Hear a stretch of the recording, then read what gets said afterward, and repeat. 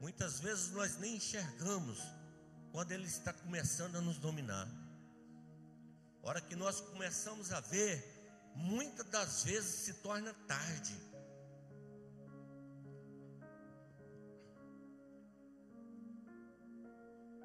Em prioridades deslocadas.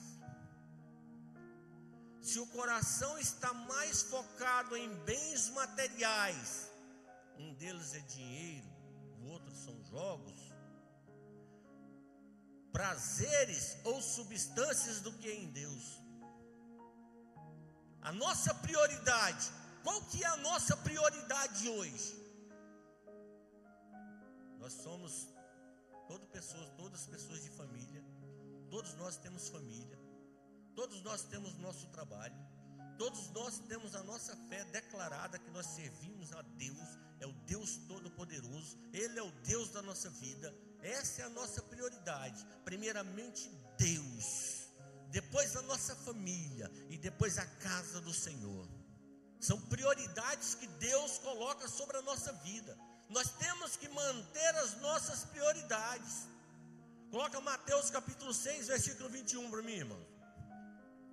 Mateus capítulo 6, verso 21.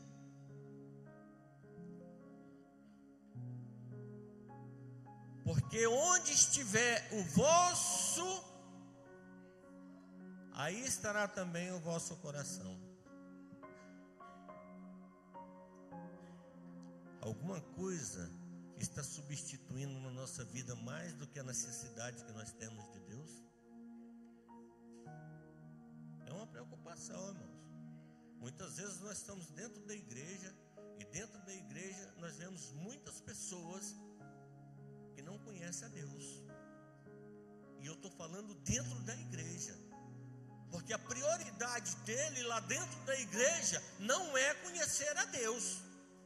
Ele quer conhecer várias coisas, menos Deus. E a nossa prioridade está onde? Pensamento. Isso é só para nós refletirmos. Os prejuízos ao corpo, coisas que prejudicam a saúde, coisas que prejudicam a saúde, pois o corpo é templo do Espírito Santo. Se eu tenho na minha vida o meu corpo como habitação do Deus vivo na terra, o Espírito Santo é o Deus vivo na terra e que habita dentro de cada um de nós. Ele usa o nosso corpo como seu templo. Nós somos templo do Espírito Santo. Como que eu posso prejudicar o templo do Espírito Santo aleatoriamente? Como que eu posso começar a maltratar o meu corpo sabendo que Deus habita em mim? Eu estou dando lugar para Deus em alguma coisa, num pensamento desse? Não estou, meus irmãos. Agora nós vamos compreender como que nós maltratamos o nosso corpo. Alguns exemplos comuns de vício. Tão comum que a gente nem se apercebe. Tem um que eu tive que ser orientado pelo médico para mim não passar por ele. Substâncias. Aí quando nós falamos de substâncias, primeira coisa que vem na mente, álcool, né? Depois o cigarro, né? As duas primeiras. O comentarista da revista ele focou nesses dois pontos: álcool, cigarro e droga. E eu falei assim, eu vou me aprofundar mais um pouquinho, porque tem mais coisa que prejudica. O álcool, o tabaco, as drogas ilícitas, medicamentos. Irmãos, eu estou tomando um remédio que ele é tão forte que a médica falou bem assim para mim: quando você for parar de tomar esse remédio, nós vamos fazer uma programação para você parar de tomar ele. Você não pode parar de tomar ele de uma vez, porque senão o seu corpo vai pedir ele de volta. É vício, gera vício na nossa vida. Remédios que a gente toma para tratar da nossa saúde gera vício na nossa vida. Agora, uma coisa que gera vício tão um tão comum que ninguém considera vício. Café. Tem gente que não dá conta de fazer nada se não tomar um café, porque senão a cabeça não para de doer. Ah, irmão, é costume. Costume nada, é vício. É vício. Eu fui fazer um teste de bioequivalência uma certa época. Quem não sabe o que é bioequivalência, é você vira cobaia do laboratório para eles testar remédio em você. E eu fiquei internado no final de semana, e no segundo dia, a minha cabeça doeu demais da conta. Lá nesse exame não se pode tomar café, não se pode tomar nada, só o que eles dão. Aí eu peguei e falei assim, não, minha cabeça está doendo muito. A enfermeira falou bem assim para mim, deve ser porque você não tomou café. Você toma café? Eu falei assim, tomo. Deve ser porque você não tomou café. É o vício do café. Eu virei para ela e falei bem assim, se a minha cabeça estiver doendo por causa que o meu corpo está viciado em café, eu nunca mais vou pôr café na minha boca. Ela, que isso? Tá. No outro final de semana eu fiquei internado de novo, não tive dor de cabeça nenhuma. Eu falei assim, não era o vício de café não, era a cabeça que doeu mesmo de alguma preocupação. Mas é um caso muito importante para nós analisarmos. Ele provoca vício. Por quê? Porque ele tem uma substância psicoativa que age diretamente no nosso cérebro. E quando o cérebro começa a ficar acostumado com aquela substância e você retira ela, ele vai provocar reações no seu corpo, pedindo para aquela substância entrar no seu corpo novamente. Isso se chama vício. Tudo que nós vamos fazer, que nós vamos comer, ou que nós vamos beber, que provoque esse tipo de reação em nós, nós temos que pôr atenção. É uma lógica da vida, nós temos que pôr atenção para nós não nos tornarmos viciados em alguma coisa.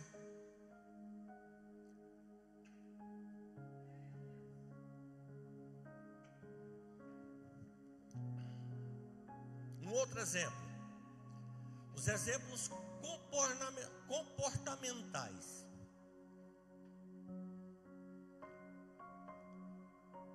Quando nós acostumamos a jogar, quando nós acostumamos a comer demais, é vício também e tem nome, se chama de glutonaria e é pecado. Aqui tem um que eu não vou nem falar, que tem crianças aqui dentro, deixa para lá. Quando nós começamos a comprar aquilo que não precisa, comprador compulsivo. Ah, eu não aguento ficar sem comprar algo. É vício. Isso é vício. Internet. Esse que está pegando muita gente. Internet. E redes sociais. Esse está pegando tanto, que eu não sei se vocês viram uma matéria que saiu, que a Austrália, a partir do dia 10 desse mês, criou uma lei proibindo menores de 16 anos ter conta em rede social. E não é só a Austrália não, já tem mais 2 ou 3 países aí que estão seguindo o mesmo exemplo. E eu oro a Deus para que isso chegue aqui no nosso Portugal, que chegue no nosso Brasil. Porque eu tenho 12 netos. A minha maior luta com meus netos se chama celular, telemóvel. Eles não conseguem ver ninguém se eles estiverem com o telemóvel na mão. Eles não conseguem fazer a tarefa da escola por causa de um telemóvel. Isso é vício. Vício por internet, vício por redes sociais. E eu vou lá mais longe. Eu falei de meus netos, mas tem muitos mais manjão aí que é mais viciado do que uma criança. Tem muitos,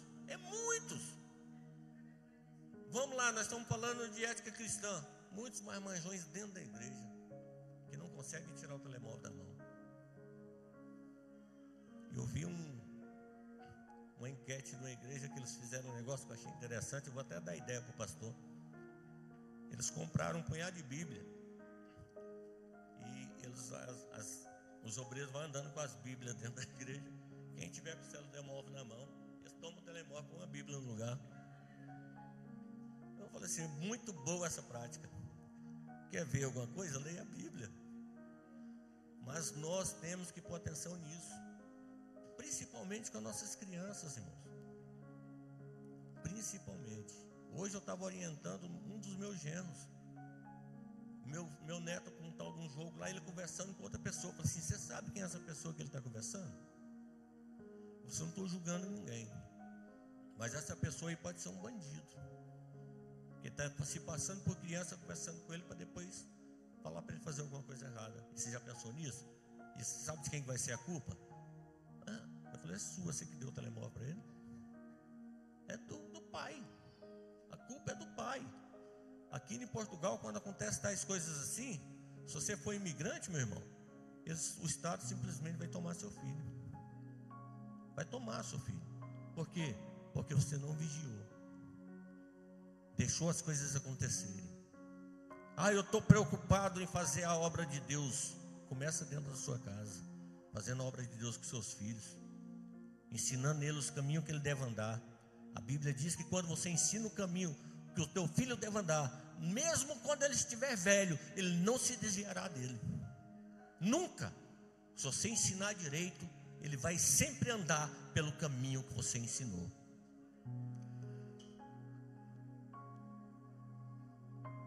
Exemplos financeiros e materiais: o amor ao dinheiro, a ganância, a acumulação.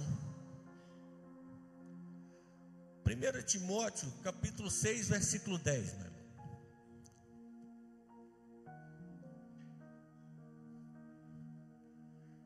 Porque o amor do dinheiro é a raiz de toda espécie de males. E nessa cobiça, alguns se desviaram da fé e se transpassaram a si mesmos com muitas dores. Nós precisamos do dinheiro, precisamos. Ele é uma bênção na nossa vida? É. Mas ele não é o mais importante da nossa vida.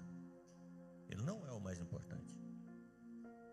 Eu recebi uma proposta para trabalhar esses dias atrás, tem esses meses atrás, para mim ganhar 4 vezes mais do que eu ganho. E a pessoa falou assim, não, é ótimo para você. Eu falei assim, é ótimo. Mas eu não vim para cá para ganhar dinheiro. Eu vim para cá foi para viver. Eu estou aqui em Portugal porque eu vim para viver aqui em Portugal. Não foi para mim pegar uma ponte para outro país, não. Eu estou muito bem, graças a Deus, muito obrigado. Até o rapaz que estava comigo falou assim, não, mas você é bobo, aí ia ganhar muito mais. Eu falei assim, moço, o que eu estou ganhando está dando de eu viver, está ótimo. Nós não podemos ter amor, por isso nós precisamos dele, precisamos. Mas ele não é o essencial da nossa vida. Não é. O essencial da nossa vida é Deus. Ele é o que nós mais precisamos na nossa vida. Nós estamos buscando a Deus como nós buscamos o dinheiro? Não precisam responder. Não é, não está sendo assim.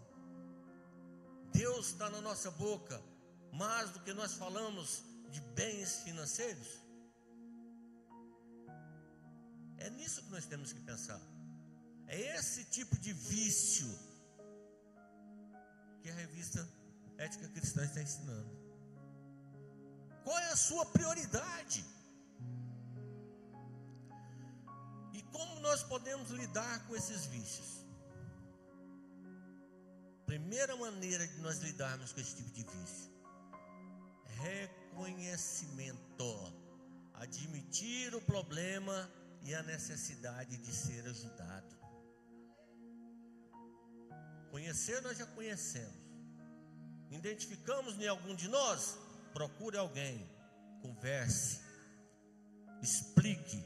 Eu estou passando por isso, preciso de ajuda. Ore comigo, fale com Deus juntamente comigo, promove uma campanha juntamente comigo, e Deus vai agir e vai fazer a diferença. Ele faz, meus irmãos.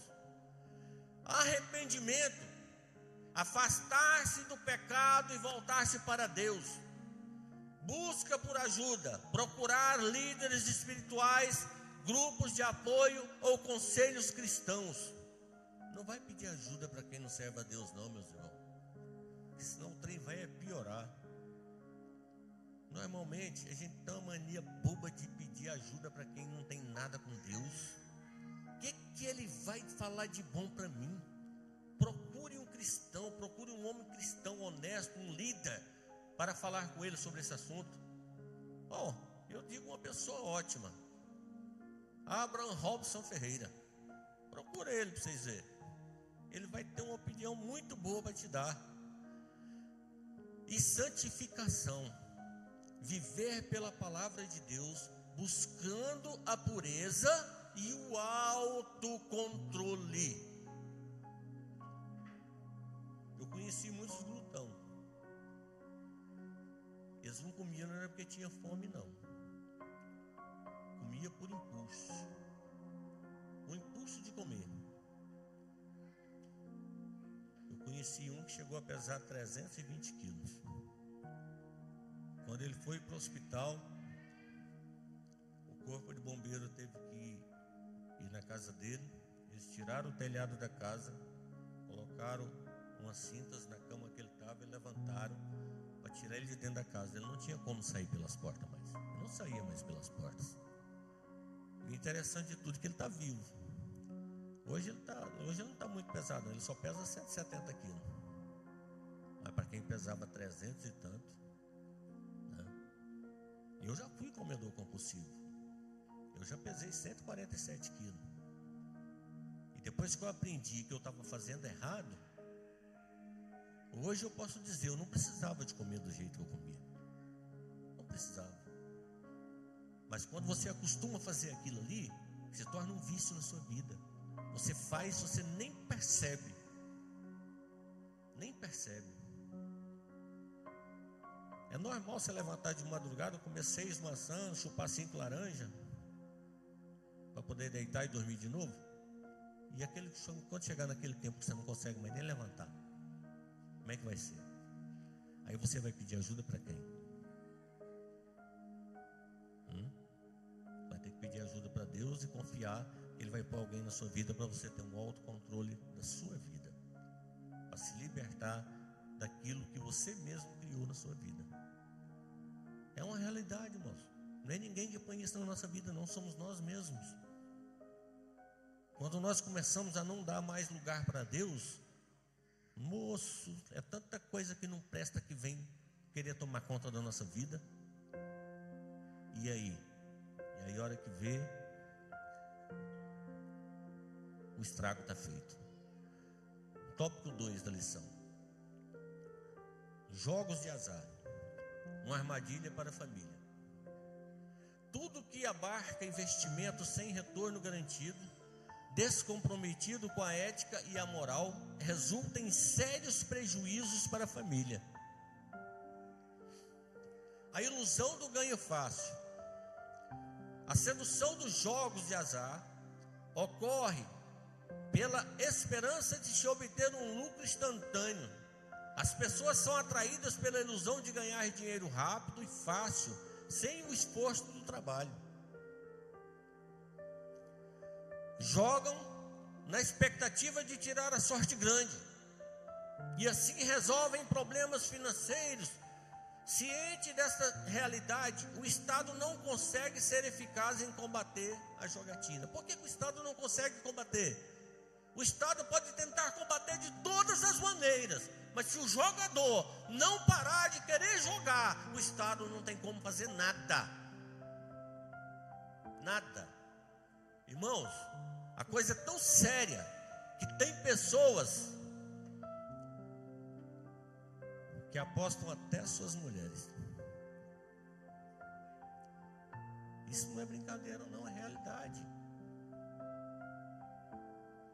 Aí depois cai na amargura do destino. E aí, como é que vai ficar a história? Como que eu vou fazer um redemoinho na minha vida e depois eu quero que Deus resolva? Deus, Ele é Pai, irmãos. Ele ajuda. Mas quem resolve é só quem cometeu. Tem a lei da semeadura. Eu acho ela muito interessante. A Bíblia diz que tudo que nós plantarmos, nós haveremos de colher. Eu quero pôr vocês para tomar uma atenção na lei da semeadura. Eu até falei já isso aqui na igreja uma vez. Para nascer um pé de milho, precisa de quantos grãos de milho? Quem arrisca? Quem já mexeu com agricultura aí? Para nascer um pé de milho, irmão Ailton, precisa de quantos grãos de milho? 1 grão, né? De um pé de milho você tira quantos grãos? Essa é a lei da semeadura, meus irmãos. Plante o bem, você vai colher abundantemente o bem. Mas se você plantar o mal, a lei da semeadura ela não volta atrás. Você vai colher abundantemente o mal. E a colheita vai ter que ser toda feita. Vou dar um exemplo claro para vocês. A lei da consequência que Davi passou quando ele pecou com Betseba. Quando ele pecou com Betseba, os filhos dele eram tudo pequeno. Davi, mesmo já estando velho, ainda estava passando as consequências do pecado. A lei da semeadura, meus irmãos. Se nós plantarmos o mal na nossa vida, nós vamos colher. Nós vamos. E o vício é um mal. O vício é um mal. E nós temos os nossos filhos. Nós temos que ensinar eles a não andar por esses caminhos. Nós temos que mostrar, temos que fazer aquilo que podemos. Sabe por quê? No segundo ponto aqui está falando. Segundo ponto, irmãos. Primeiro é a ilusão do ganho fácil. Sobe um pouquinho. Os males dos jogos na família. Não afeta só o jogador, não. Se fosse só o jogador, eu ia falar assim, não, deixa que Deus dá-lhe com porrete. Mas não é só no jogador. Quem pecou lá no caso da família de Davi? Foi Davi. Quem pagou o preço? Toda a família de Davi. Toda a família. É a mesma coisa quando entra em jogatina. Os jogos de azar causam destruições irreparáveis no ambiente familiar. Irreparáveis. É o mesmo caso da droga. Não fica longe do vício da droga, não. Provoca destruições que não tem mais como. Eu ouvi um médico falando uma vez que uma pessoa que usa aquela droga se chama crack. Diz que basta ele fumar uma pedra de crack, ele vai destruir uma área do cérebro dele que nunca mais se recupera. Basta uma pedra. Uma área do cérebro dele vai ser destruída, nunca mais vai se recuperar. O jogo vicia, escraviza, a ponto de migrar todos os recursos de uma família para o pagamento de dívidas contraídas pelo jogador.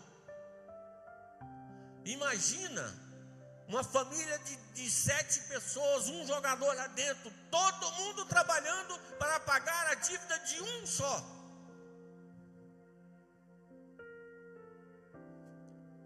O estrago que isso não faz, psicológico, financeiro, familiar, é só destruição.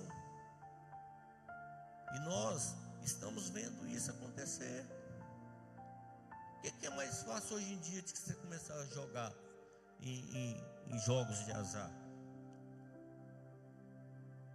Em jogos de prognificação, que é o que mais tem nas loterias hoje em dia.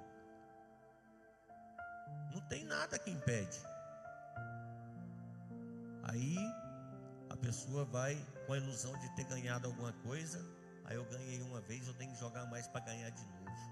Aí não ganha mais nada, mais nunca, só gasta. Mas alguém ganha. E a família dele vai perdendo.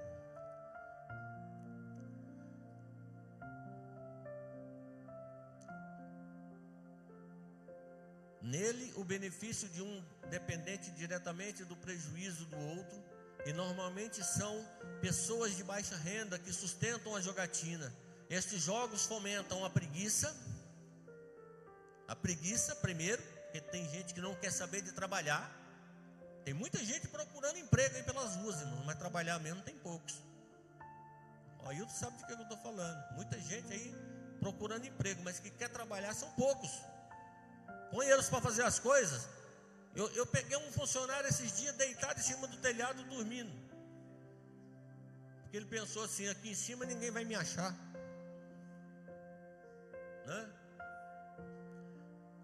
A corrupção, a marginalidade, a agiotagem, a violência e a criminalidade. A agiotagem chama criminalidade. Emprestou dinheiro. Ah, emprestou? Então agora me paga. Não paga não?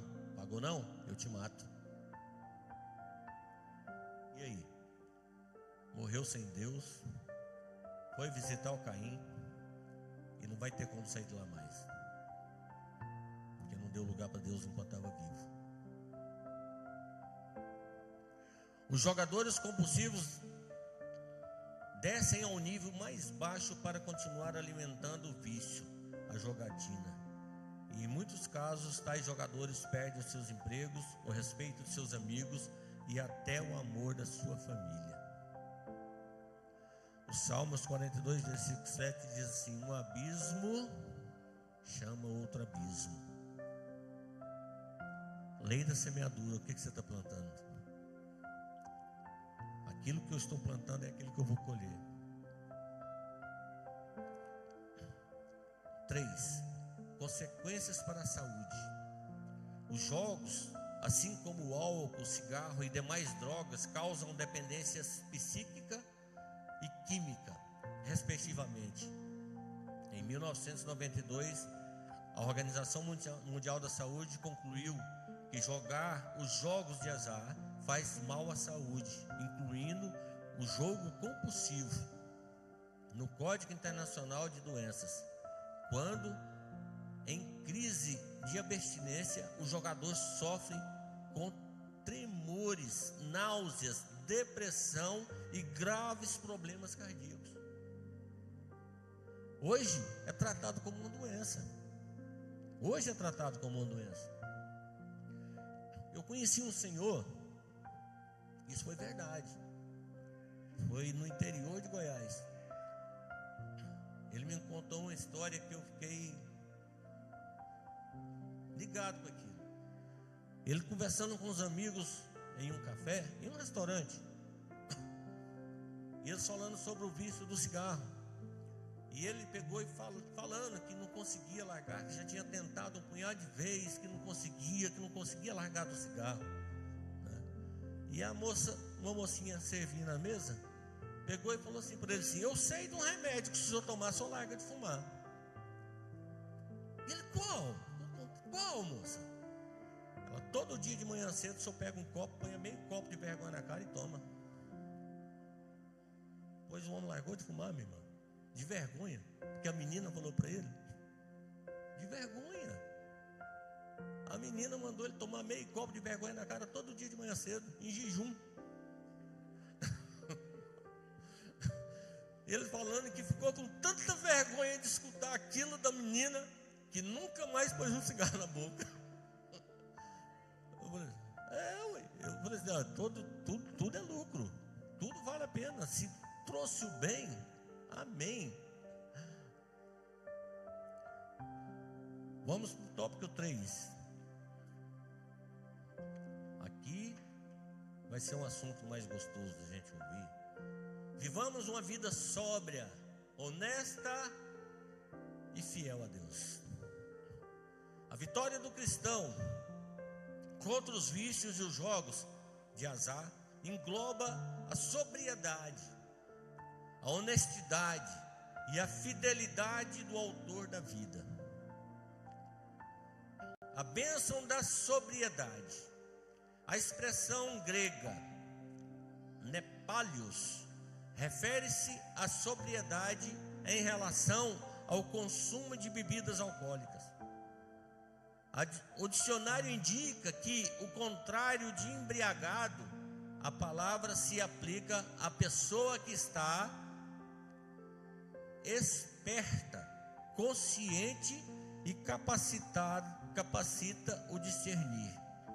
O termo também é usado para identificar a vida equilibrada. Trata-se da virtude do que controla as paixões da carne. A sobriedade abrange o comportamento moderado, a mente sã e o bom juízo e a prudência. Nós temos que ser prudentes em tudo na nossa vida, meus irmãos. Não é só em certas áreas, não. A prudência, ela cabe em todos os ramos da nossa vida. Nós temos que ser prudentes em saber quando falar, em saber o que falar, ser prudentes em saber a hora de ficar calado, como comer, quando comer, e quando nós temos que negligenciar coisas que podem prejudicar o nosso corpo. Coloca para mim Efésios capítulo 5, versículo 18.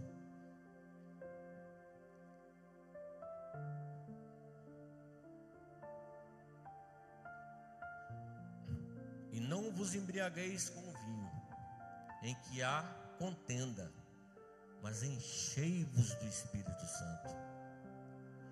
Irmãos, quando eu me converti há 20 e poucos anos atrás, os irmãos buscavam tanto o revestimento do Espírito Santo, e quando o Espírito Santo baixava dentro da igreja, meus irmãos, não ficava uma cadeira no meio do salão, não ficava uma. Ninguém queria saber nem de sentar, todos ficavam em pé. Hoje nós não estamos mais dando valor em buscar o Espírito Santo de Deus em nossa vida. Nós estamos buscando muitas coisas, mas não estamos buscando o essencial, que é a presença de Deus em nós. Quando a presença de Deus está em nós, nós temos vontade de falar das coisas de Deus, nós temos vontade que as pessoas gostem que fale das coisas de Deus. Mas tem muitas vezes gente fica frustrado que você vai falar de Deus, as pessoas não querem ouvir. Continua falando. Ela não vai te bater nem te matar porque você está falando. Continua falando. Alguém vai ouvir. Alguém vai ouvir. Eu dou graças a Deus que quase todo emprego que eu passo, eu ganho alguém para Jesus Cristo, porque eu não paro de falar. Se você abrir o meu Facebook, você vai encontrar só mensagens bíblicas, você vai encontrar só coisas que falam de Deus. Não tem mais nada além disso. Você quer medir a integridade de uma pessoa hoje? Olha a rede social dele. Tem mais coisas na rede social dele que fala do mundo do que de Deus. Então como que uma pessoa pode dizer que é cristã e não tem nada de Deus reservado para a hora que ele precisar? Aconteceu poucos dias com uma irmã. Ela pegou uma boleia com o pessoal lá da sede. Aí pegaram o telemóvel dela para colocar uma música para ouvir. Não conseguiram achar uma música evangélica, só saiu música mundana, só música mundana. Sabe por quê? Porque ela só ouve música mundana. Ela não ouve nada de Deus, ela ouve só coisa secular. Então como que eu vou buscar a Deus se eu só dou lugar para Deus quando eu estou dentro da igreja? É conveniente a gente parecer santo dentro da igreja, mas nós temos que ser santo em todos os lugares que nós andarmos, em todos. Eu até contei um fato aqui na igreja também. Teve um culto, o menino chegou no pastor, puxou na calça do pastor, Pastor, deixa nós morar aqui na igreja. Pastor, por quê, meu filho? Aqui o meu pai é tão bonzinho.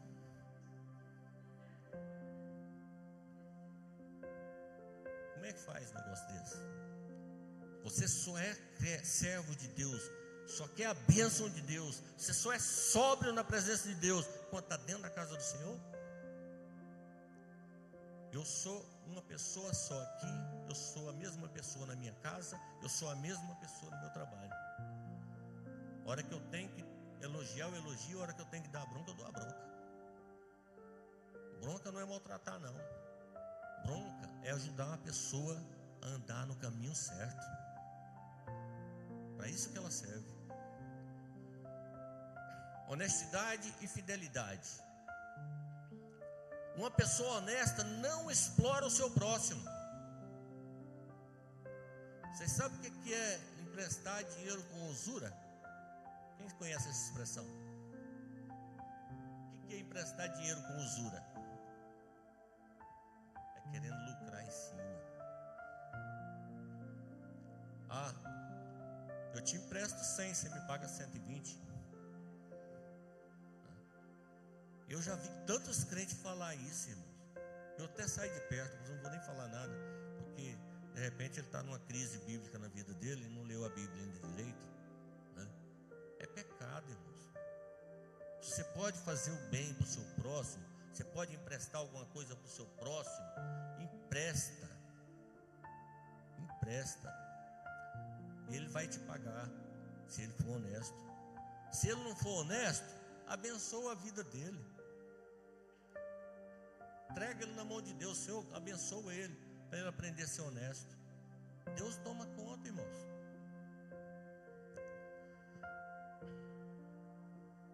Mas conduz seus negócios temendo no Senhor. Não retira o seu sustento na jogatina, em jogatina, à custa de quem perde dinheiro nos jogos de azar, enganando-o, defraudando-o. O verdadeiro cristão não busca amparo na sorte, mas provê a si e a sua família por meio do trabalho honesto, com o suor do rosto. Está lá em Gênesis 3,19.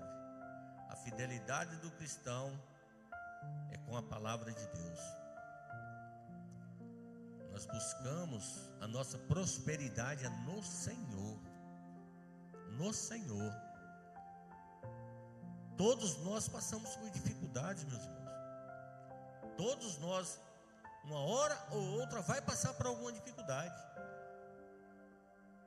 A Bíblia diz que a nossa vida é feita de altos e baixos.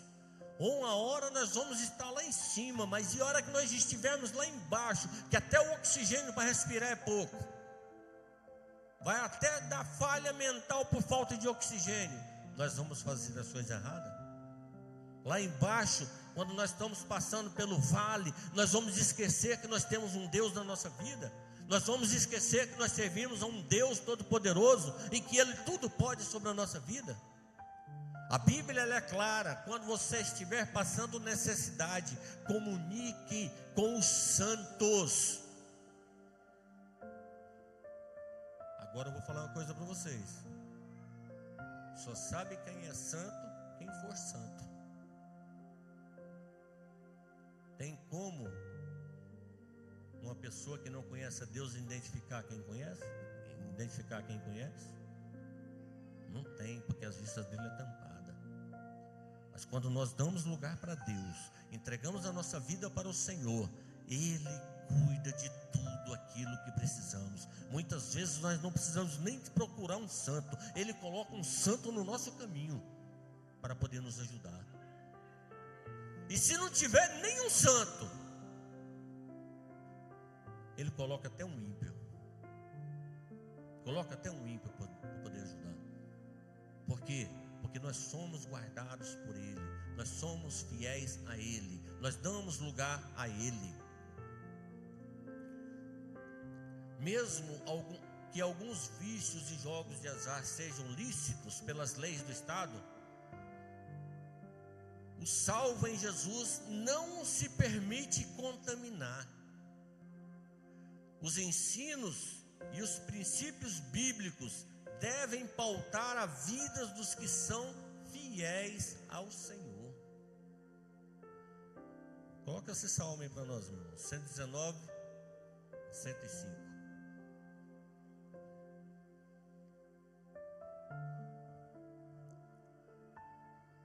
Lâmpada para os meus pés é a tua palavra, e luz para o meu caminho.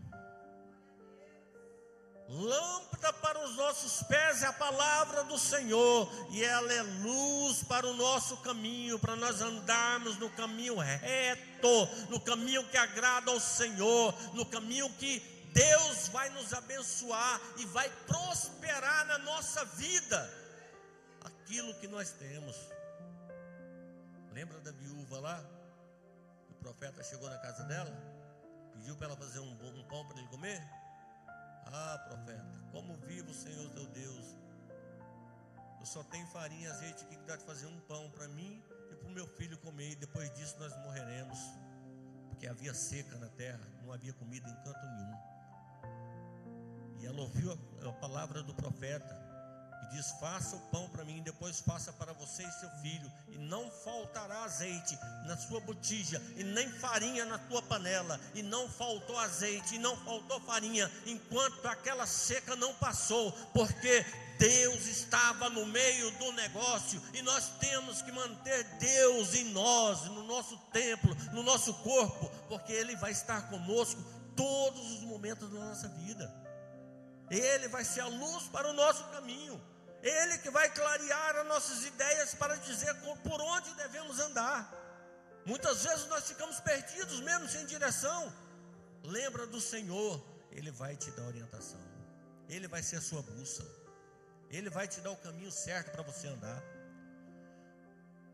Conclusão: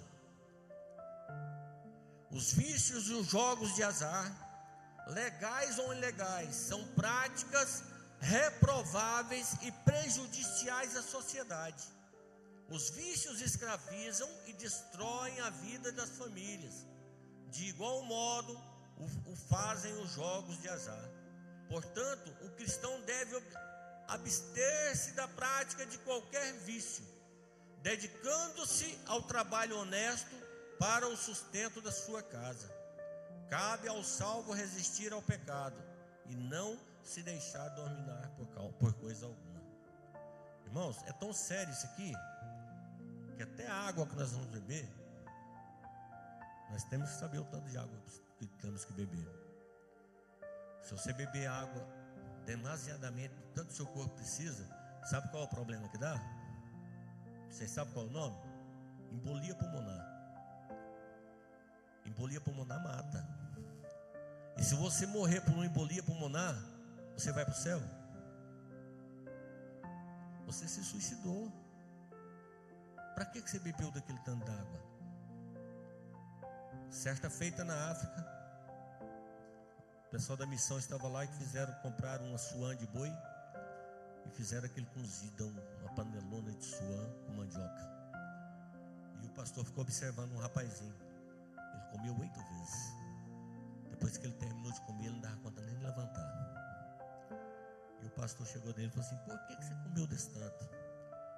É de chorar quando ele respondeu. Eu sei, porque eu não sei que dia que eu vou comer de novo. Nós não temos esse problema. Deus cuida de nós.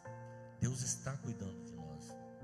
Vamos fazer a coisa da maneira certa, da maneira que agrada a Deus, para que nós não venhamos constituir vício sobre a nossa vida. Quando o médico te passar um remédio, pega as orientações direitinho. Escuta o que ele está te dizendo. Eu não conheço daquelas drogas. E acaba que remédio é droga do mesmo jeito. Mas nós precisamos. Vamos seguir a orientação certa, para que nós não venhamos trazer mal sobre a nossa vida. Amém? Que Deus possa continuar falando melhor nos seus corações. Amém? E amanhã nós estaremos aqui na Santa Ceia. Amanhã nós estaremos aqui para podermos nos alimentar espiritualmente, alimentar o nosso corpo e o nosso espírito e a nossa alma. E vai ser uma bênção. Eu creio que algumas irmãs ainda devem arrumar alguma coisa aqui hoje, né? para a ceia de amanhã? Eu quero convidar a igreja para ficar de pé. Nós vamos orar a Deus, agradecendo a Deus. Senhor Deus maravilhoso e Pai, no nome de Jesus Cristo, Senhor, nós te agradecemos, ó Pai, por esta noite aqui na tua presença, Senhor. Ó Deus, que o Senhor possa, Senhor, cada vez mais abrir o nosso entendimento, Senhor, para que nós possamos compreender as maravilhas que o Senhor tem reservada para cada um de nós, ó Pai. Ó Deus, e dá força, Senhor, para cada um dos meus irmãos aqui deste lugar, ó Senhor, aqueles que estão pela live, ó Pai. Toma eles em tuas mãos, ó Senhor. Seja o Senhor o guia, Senhor. Seja o Senhor a esperança para dias melhores, ó Pai. Os dias melhores que nós estamos esperando de Ti é nas regiões celestiais, ó Senhor. Prepara a nossa vida, ó Senhor, para que nós estejamos juntamente contigo, ó Pai, naquele grande banquete que o Senhor mesmo preparará para cada um de nós, ó Pai. E no nome de Jesus Cristo, Pai, nós te agradecemos. Amém. Levanta as suas mãos.